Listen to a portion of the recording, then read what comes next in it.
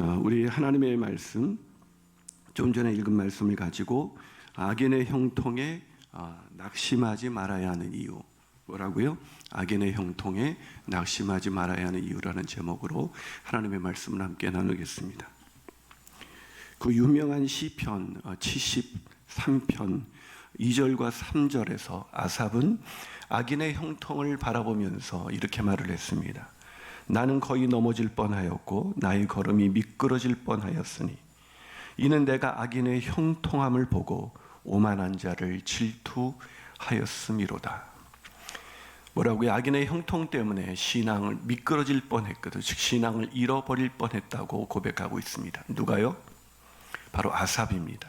아삽은 경건한 사람이자 찬양대장으로서 모든 사람에게 누구보다도 믿음으로 살았던 사람, 바로 그 사람이 아삽인데, 그 사람이 자신은 인생의 고난 가운데 있고 악인들이 형통하는 것을 보면서 나는 거의 미끄러질 뻔했다라고 고백하고 있는 것입니다. 사랑하는 여러분, 그러기에 이런 믿음의 사람도 악인의 형통을 보면서 미끄러질 뻔할 수 있었는데, 하물며 우리는 얼마나 자주 미끄러지고 얼마나 자주 신앙이 흔들리며 살아가고 있는지 모르겠습니다. 하지만 그럼에도 불구하고 우리는 악인의 형통을 보고 낙심의 자리에 주저앉아서는 안 된다고 성경은 우리에게 가르쳐주고 있습니다. 왜냐고요? 오늘 본문이 그 이유를 말씀해주고 있습니다. 오늘 본문부터 시작되는 7가지 재앙 시리즈는 악인이 형통하고 악이 기승을 부리는 것 같지만 결론적으로 그들의 마지막은 누구보다도 처참하고 비참한 영원한 사망에 이를 수밖에 없다고 성경은 우리에게 말씀해주고 있기 때문입니다.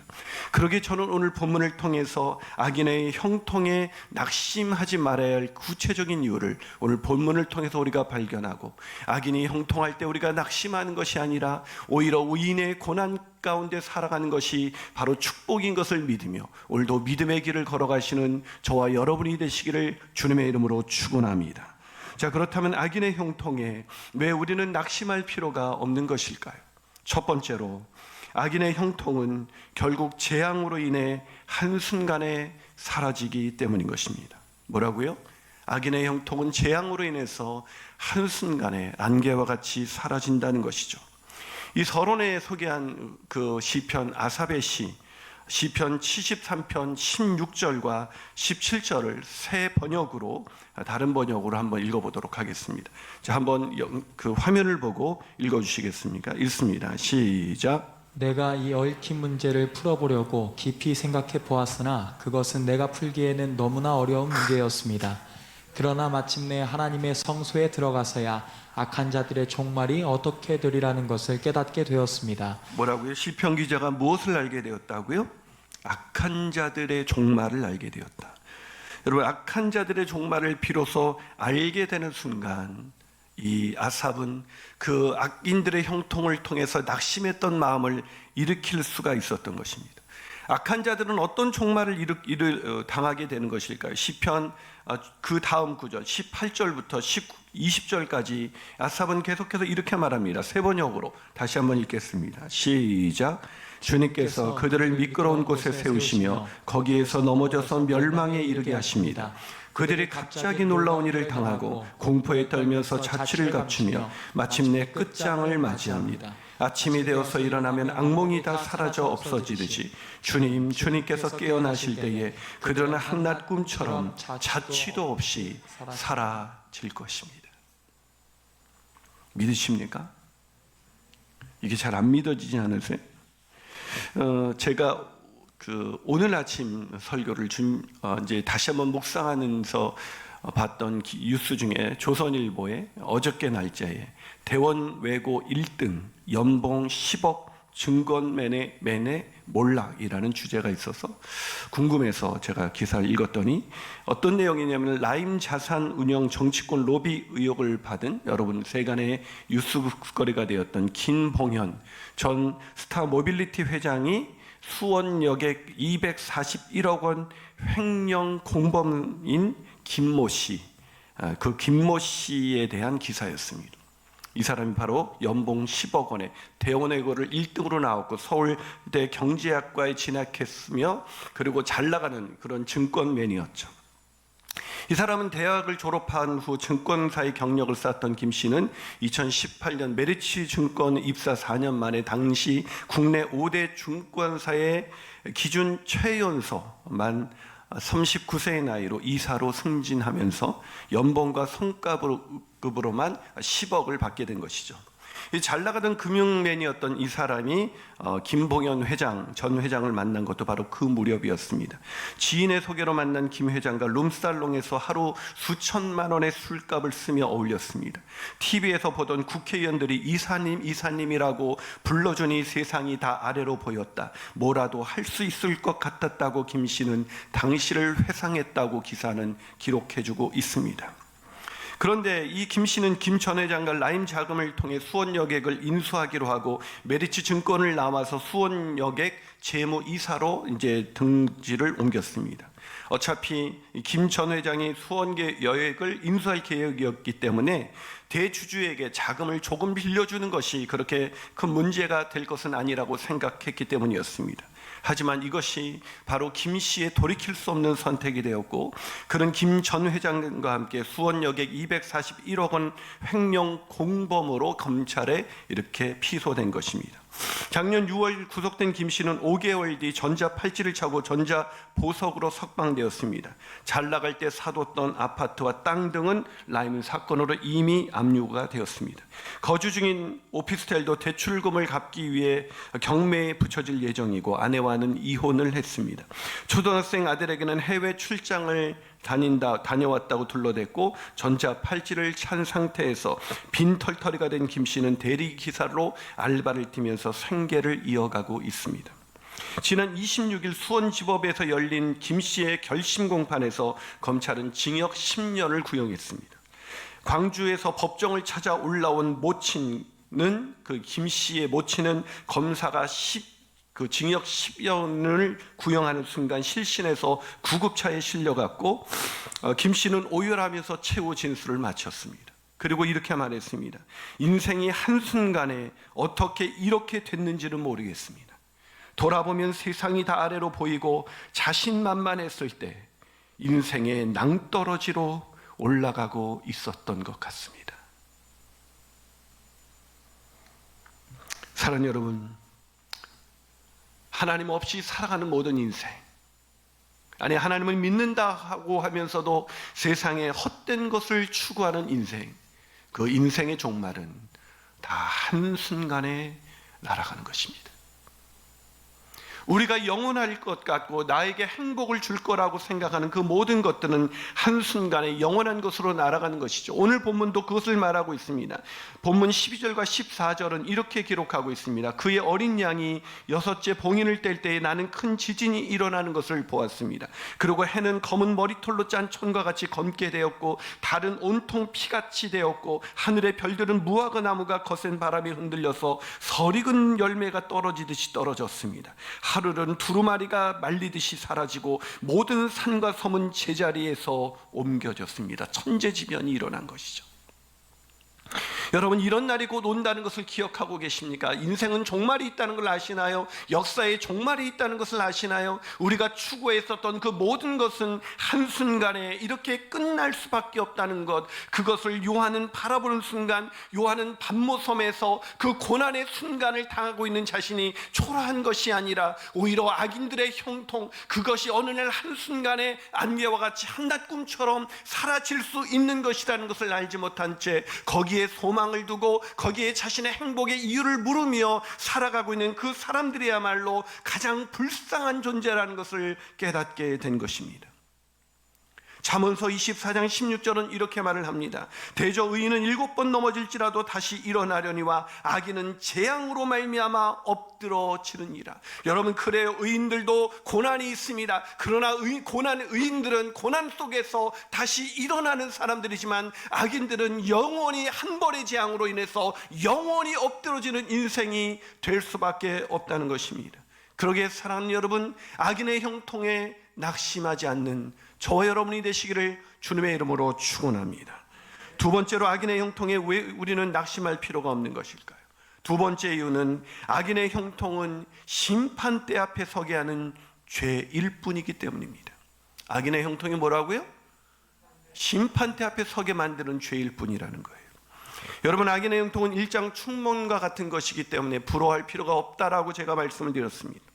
하지만 낙심하지 말아야 할 더 중요한 이유는 그것이 아닙니다. 악인의 형통은 안개와 같이 사라져도, 잠깐 그런 얘기 있잖아요. 내가 돈에 깔려 죽어도 한번 돈에 깔려 죽었으면 좋겠다, 그런 말을 하잖아요.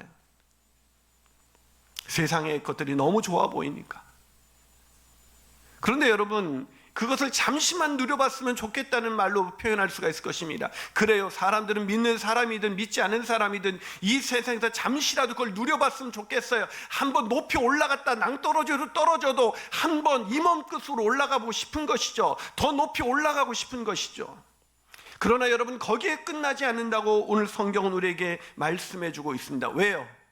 악인들의 형통은 단순히 한낱 일장 충몬과 같은 것이 아니라 그것은 죄라고 성경은 우리에게 말씀해 주고 있습니다. 잠언서 21장 4절을 한번 같이 읽어보시죠. 읽습니다. 시작.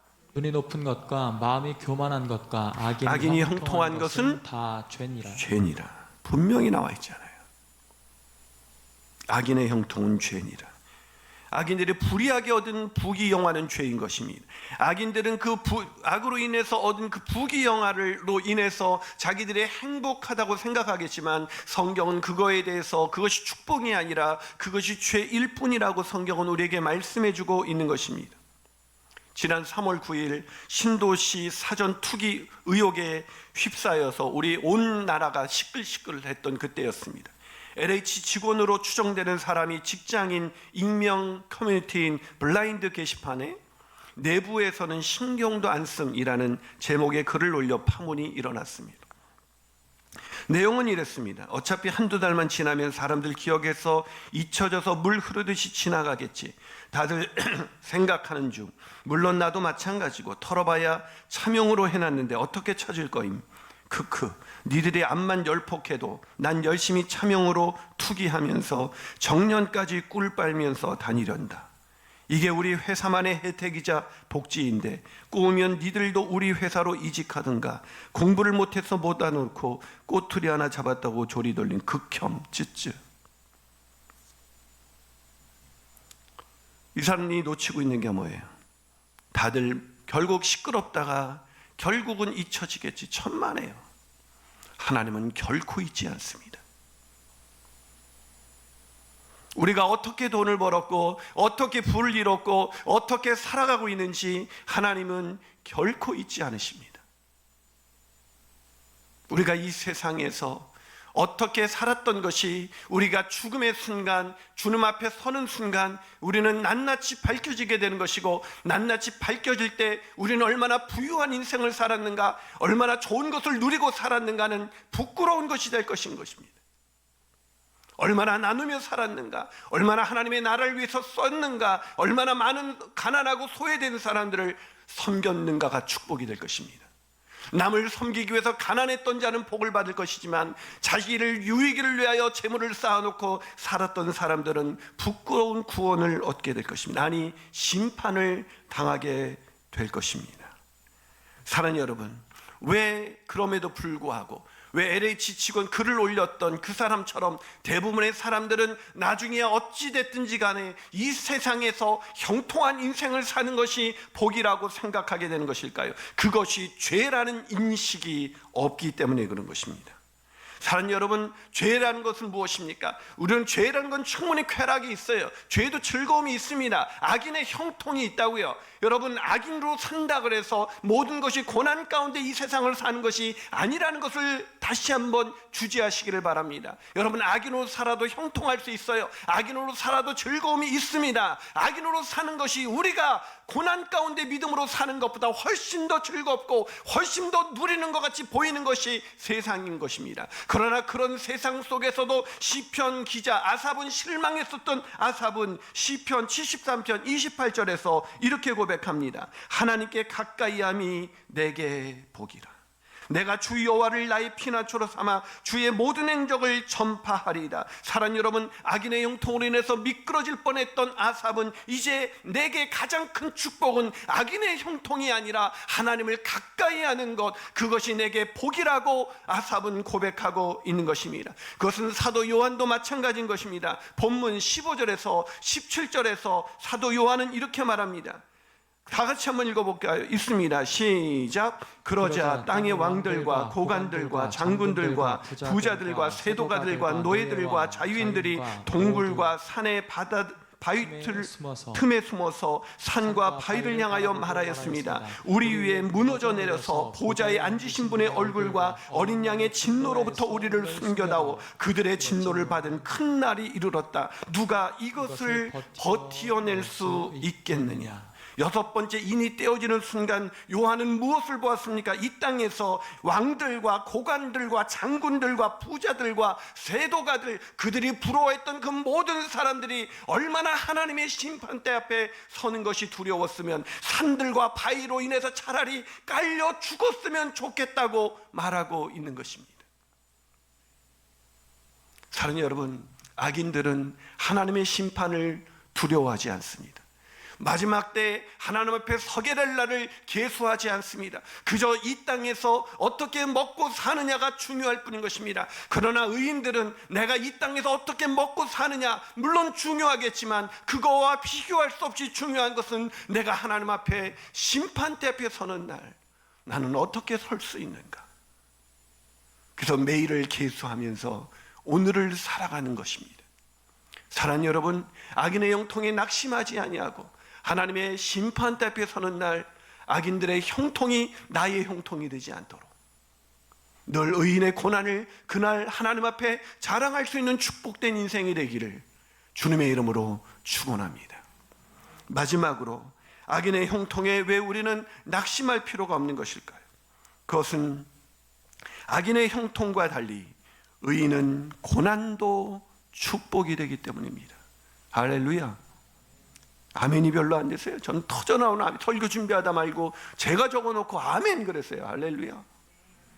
악인의 형통과 달리 의인은 고난도 축복이 되기 때문입니다. 그렇게 믿으십니까? 그렇다면 낙심할 필요가 없습니다. 오히려 고난이 올 때 우리는, 여러분, 의인은 고난도 축복이 된다면 우리는 믿는다면 우리는 어떻게 해야 돼요? 할렐루야. 이걸 믿는다면 고난이 왔어요. 집사님, 저에게 좋은 일이 생겼어요. 왜요? 고난이 왔어요. 드디어 애가 이번에도 떨어졌대요. 할렐루야. 이번에 우리 남편 승진이 떨어졌습니다. 할렐루야. 안 되시죠? 물론 그럴 수 있는 사람, 저도 안 돼요. 그게 우리의 육신의 연약함인 것입니다. 우리의 육신의 죄성입니다. 우리는 늘 설교를 들어도 악인의 형통은 죄이고 의인의 고난이 축복이라는 설교를 100번을 들어도 우리는 여전히 악인의 형통이 나에게 형통입니다 라고 믿고 사는 게 바로 저와 여러분의 모습이 아니겠습니까? 그래서 아멘이 안 돼요. 그래서 누가 잘됐다고 갑자기 비트코인으로 돈을 많이 벌었다 그러면 갑자기 막 화가 나고, 누가 집을 샀는데 엄청나게 올랐다고 갑자기 화가 나고, 나는 아무것도 아닌 것처럼 여겨지는 이유가 무엇이 있습니까? 말씀이 우리에게 아멘이 아직도 되고 있지 않기 때문인 것입니다. 입술로는 아멘이 되지만 마음속으로는 아멘이 되지 않는 이 불행한 인생, 이 불쌍한 인생, 그런 우리를 대신해서 예수님께서 십자가에서 대신 죽으셨다는 걸 아시나요? 그게 우리의 철저한 죄성이라는 걸 아시나요? 누구는 그래, 제자 올렸는데 난 죄가 별로 없어서 쓸 게 별로 없대요. 여러분, 철저히 육신의 정욕과 안목의 정욕과 이생의 자랑을 위해서 오늘도 살아가고 있는 우리의 죄성이 보이지 않으시나요? 의인의 고난을 기뻐하기보다는 악인의 형통을 추구하면서도 오늘 그것을 자랑하고 싶어서 사람들 앞에 내밀고 싶어하는 우리의 모습이 보이지 않나요? 아삽도 처음엔 그랬습니다. 그러나 아삽은 마지막 순간 어떻게 생각이 바뀌게 됐을까요? 종말론적인 신앙을 가졌기 때문인 것입니다. 여러분, 종말론적인 신앙을 갖고 있지 않은 사람은 제대로 신앙생활을 할 수가 없어요. 이 세상의 끝이 여기까지, 이 세상이라고 생각하는 사람은 절대 이 세상에서 당하는 고난을 축복이라고 받아들일 수가 없어요. 인생을, 이 세상을 너머의 영원이라는 시간까지 볼 수 있는 사람, 그 사람만이 오늘 내 인생에 당하는 고난이, 하나님 때문에 당하는 고난이, 믿음으로 사는 것 때문에 당하는 고난이 나에게 축복이라고 고백할 수가 있는 것입니다. 그래서 아삽은 시편 73편의 17절에서 이렇게 고백합니다. 하나님의 성소에 들어갈 때야 그들의 종말을 내가 깨달았나이다. 그래요, 하나님의 성소, 하나님의 집, 그 집에 들어가서 하나님의 말씀을 듣고 믿음이 굳건해지고 종말론적인 신앙을 갖기 전까지 아삽도 미끄러질 뻔했고 우리와 똑같이 마음이 무너져 내렸습니다. 그러나 하나님의 집, 하나님의 성소에 들어가서 말씀을 들으면서 말씀을 깨닫는 순간 이 세상이 다가 아니라는 걸 알게 되지 않습니까? 여러분, 오늘 들었던 뉴스만 해도 우리보다 더 화려한 인생을 살았던 사람들이 무너지는 것을 보면서도 여전히 그보다 더 덜한 것을 갖고 있으면서도 그걸 더 늘리려고, 그걸 더 가지려고 애쓰며 그것을 갖지 못했을 때 낙심하고 좌절하는 것이 저와 여러분의 인생이 아니겠습니까? 사랑하는 여러분, 누가 이런 신앙을 가질 수가 있을까요? 누가 악인의 형통에 낙심하지 아니하고 의인은 고난받을 때 축복이라고 자랑하며 마치 자신의 고난의 흔적을 자랑했던 사도 바울처럼, 그 믿음의 사람들처럼 그렇게 살아갈 수가 있을까요? 하나님의 성소에 들어가는 사람, 하나님의 집에 들어가서 말씀을 깊이 깨닫는 사람, 그래서 하나님이 깨우쳐 주는 말씀으로 오늘 하루하루를 살아가는 사람, 그런 사람만이 그런 놀라운 은혜를 누릴 수가 있는 것입니다. 요한도 마찬가지였습니다. 오늘 본문 9절에서 11절까지 한번 읽어보겠습니다. 자, 9절에서 11절까지 있습니다. 시작. 다섯째 인을, 9절에서 11절입니다. 시작. 다섯째 인을 떼실 때 내가 보니 하나님의 말씀과 그들이 가진 증거로 말미암아 죽임을 당한 영혼들이 제단 아래에 있어 큰 소리로 불러 이르되 거룩하고 참되신 대주제여, 땅에 거하는 자들을 심판하여 우리 피를 갚아주지 아니하시기를 어느 때까지 하시려 하나이까 하니 각각 그들에게 흰 두루마기를 주시며 이르시되 아직 잠시 동안 쉬되 그들의 동무종들과 형제들도 자기처럼 죽임을 당하여 그 수가 차기까지 하라 하시더라. 이게 무슨 얘기예요? 다섯째 인을 뗄 때 순교자들이 어느 때까지 악인이 형통하고 의인이 이렇게 비참하게 죽임을 당해야만 합니까? 라고 질문을 던졌을 때 주님께서 어떻게 하셨습니까? 그들에게 흰 두루마기를 주셨습니다. 흰 두루마기는 승리의 상징을 의미하는 것입니다. 너희들이 의미 없이 죽은 것 같지만 너희들이야말로 승리한 인생이라고. 그래서 흰 두루마기를 주면서 아직도 그 승리한 인생을 위하여 순교자의 길을, 고난의 길, 그 죽음의 길을 가는 사람이 다 차기까지, 그 차기까지 잠시 동안 좀 더 쉬고 있어. 사랑하는 여러분, 이 말씀을 듣는 순간 요한은 어떤 생각이 들었을까요? 아, 그래, 이 순교자들의 모습은 정말 억울하게 죽어간 불쌍한 영혼이 아니라 그들이야말로 승리한 인생이구나.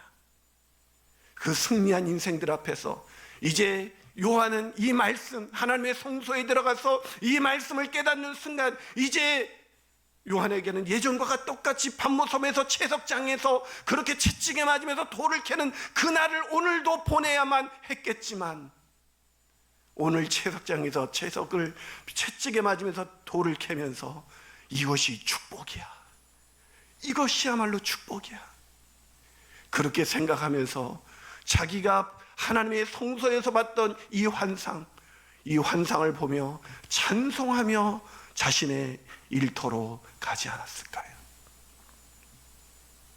사랑하는 여러분, 저와 여러분은 오늘 무엇에 인생의 승부를 걸고 계십니까? 이 세상이십니까?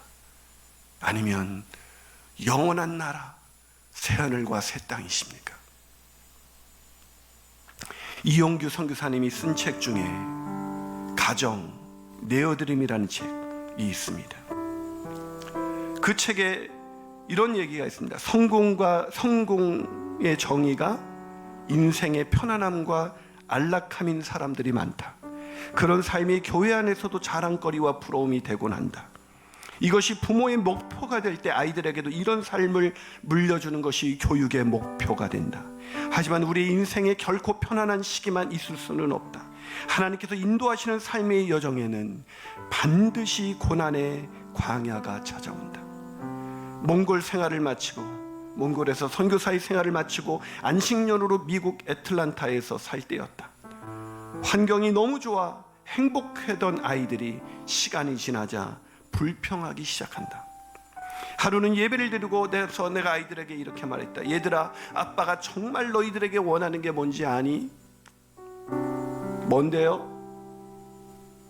아빠는 너희들이 하나님을 알기 때문에 때로는 희생하지 않아도 되지만 희생을 선택할 줄 알고 양보할 줄도 알고 우리 주님을 위해 좁은 길을 마다하지 않고 갈 수 있다면 아빠는 더 바랄 것이 없을 것 같아. 그리고 이영규 선교사님은 이렇게 글을 적었습니다. 이건 내 허세가 아니고 나의 진심이었다. 하버드 대학을 나와서 고난의 길을 걷고 있는 이영규 선교사는 내 자녀만은 이 고난의 길을 걸어서는 안 돼가 아니라 너희들도 나처럼 희생의 길, 좁은 길을 걸었으면 좋겠다. 왜 그랬을까요? 그것이 가장 기쁘고 복된 일이었기 때문은 아니었을까요? 그 길을 걸어보지 않은 자, 세상에 편안함만을 추구하던 자가 어찌 자식에게 그런 길을 걸으라고 얘기할 수가 있겠습니까? 그 길을 걷기 전까지, 십자가의 길을 걷기 전까지 그 길이 얼마나 복된 길인지를 단 한 번도 경험하지 못한 형식적인 그리스도인, 세속적인 그리스도인은 결코 알 수 없는 길인 것입니다. 저와 여러분이 오늘 이 요한계시록 6장 이 인을 떼는 이 상황 속에서 우리는 오늘 어떤 길을 걸어야만 하는 걸까요? 같이 기도하시겠습니다.